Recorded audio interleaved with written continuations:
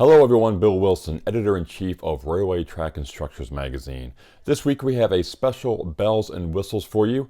In early December, I was able to take a tour of the Virgin Trains USA Orlando Extension Phase 2 project. So this week we have what I found at the tour. So I hope you enjoy this week's episode and check in next week for another edition of Bells and Whistles. We had a police escort throughout our media tour of the second phase of Virgin Train USA's Orlando Extension project. Travel on that sunny day in early December was seamless, which is exactly the point Virgin Trains USA wants to make with the traveling public in Florida.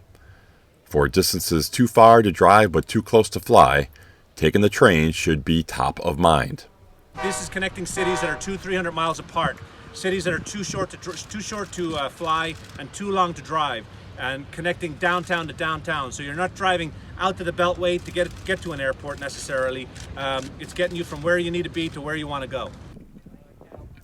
The media tour consisted of two stops, one on the project's vehicle maintenance facility site and another at the Taylor Creek Bridge site. The Orlando Extension Phase 2 is currently the Godzilla of rail projects in North America.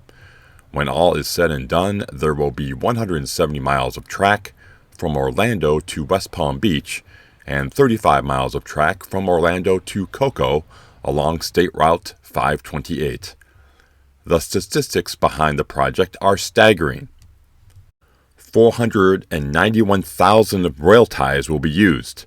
2.35 million tons of granite and limestone will be transported by 20,000 rail cars. 225 million pounds of steel and 2 million spikes and bolts will be used. 6 million cubic yards of rail embankment fill. The project will consist of 55 bridges, 4 underpasses, and 3 trenches. And it will also take place on 600 acres of permanently preserved wetlands.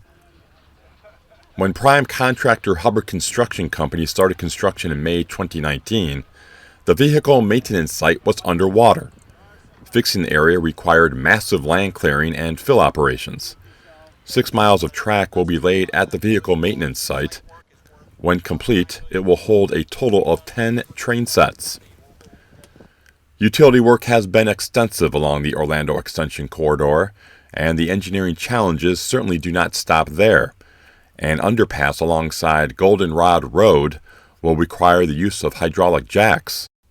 According to Mike Segelis, Executive Vice President of Infrastructure for Virgin Trains USA, the contractor will build a concrete box and jack the box forward to face the embankment.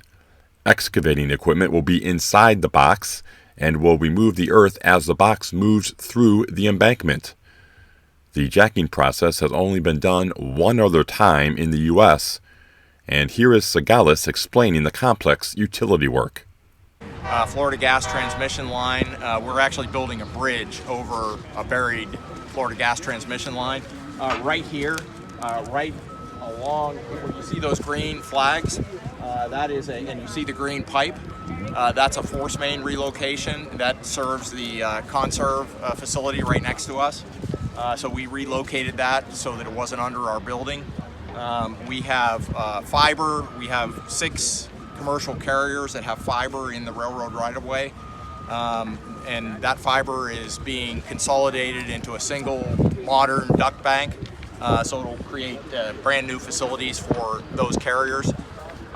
We have comm, we have power relocation. I'll point out along the 528 corridor, both distribution and transmission are affected.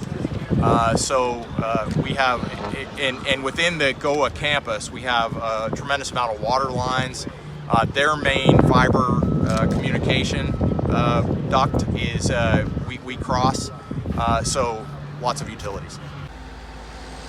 Our second stop was the Taylor Creek Bridge site, where we walked on a temporary wood trestle. Crews are using the trestle to construct the bridge, which has piles as deep as 270 feet into the small body of water. The Taylor Creek Bridge is minor compared to some of the other bridge projects that are part of the Orlando Extension.